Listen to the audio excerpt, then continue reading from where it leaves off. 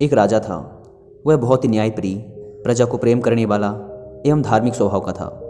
वह प्रायः अपने इष्ट देव की बड़ी श्रद्धा भाव से पूजा पाठ किया करता और उनकी कथा सुनता।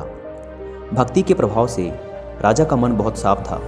राजा अपनी प्रजा को सुखी रखने के लिए अपनी ओर से पूरा प्रयास करता। एक दिन इष्ट देव ने प्रसन्न होकर उसे दर्शन दिए तथा कहा, राजन, हम आपकी भक्ति व कर्म से बहुत प्रसन्न हैं। बताओ, तुम्हारी क्या इच्छा है, हम उसे अवश्य पूरा करेंगे। प्रजा को चाहने वाला राजा बोला, भगवान, मेरे पास आपका दिया हुआ सब कुछ है। आपकी कृपा से राज्य में सब प्रकार की सुख शांति है। राजा अपनी प्रजा से बड़ा प्रेम करता था। वह उसके हित के बारे में हमेशा सोचता रहता था। इसलिए वह कुछ सोचकर बोला, फिर भी मेरी एक इच्छा है कि जैसे आपने मुझे दर्शन देकर धन्य किया, वैसे ही मेरी सारी प्रजा को भी दर्शन दीजिए। यह तो संभव नहीं है, भगवान ने राजा को समझाया।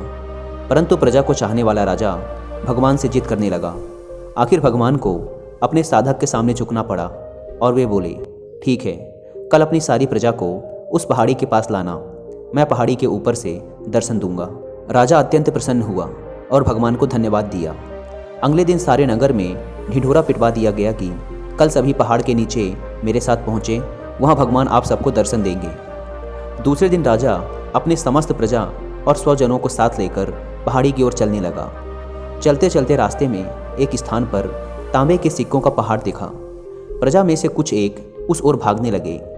तभी ज्ञानी राजा ने सबको सतर्क किया कि कोई उस ओर ध्यान ना दे, क्योंकि तुम सब भगवान से मिलने जा रहे हो। इस तांबे के सिक्के के पीछे अपने भाग्य को लात मत मारो। परंतु लोभ लालच में बसीभूत कुछ एक प्रजा तांबे के सिक्कों वाली पहाड़ी की ओर भाग गई और सिक्कों की गठरी बनाकर अपने घर की ओर चलने लगे। वे मन ही मन सोच रहे थे, पहले ये सिक्के को समेट लें, भगवान से तो फिर कभी मिल लेंगे। राजा खिन्न मन से आगे बढ़े। कुछ दूर चलने पर चांदी के सिक्कों का चमकता पहाड़ दिखाई दिया। इस बार भी बचे हुए प्रजा में से कुछ लोग उस ओर भागने लगे और चांदी के सिक्कों की गठरी बनाकर अपने घर की ओर चलने लगे। उनके मन में विचार चल रहा था कि ऐसा मौका बार बार नहीं मिलता।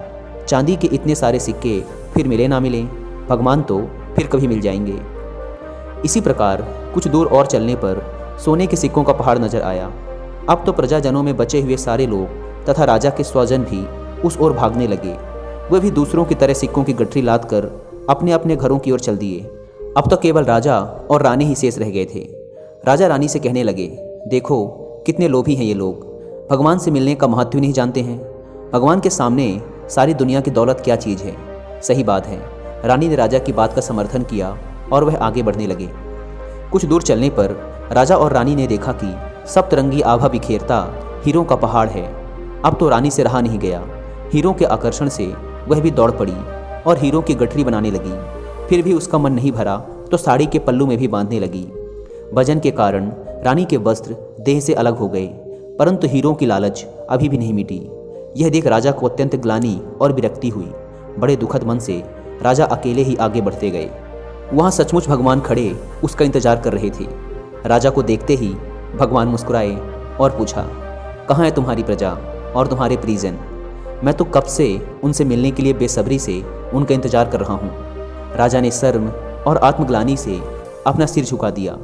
तब भगवान ने राजा को समझाया, राजन, जो लोग भौतिक सांसारिक प्राप्ति को मुझसे अधिक महत्व देते हैं, उन्हें कदाचित मेरी प्राप्ति नहीं होती और वह मेरे स्नेह तथा आशीर्वाद से भी हमेशा वंचित रह जाते हैं।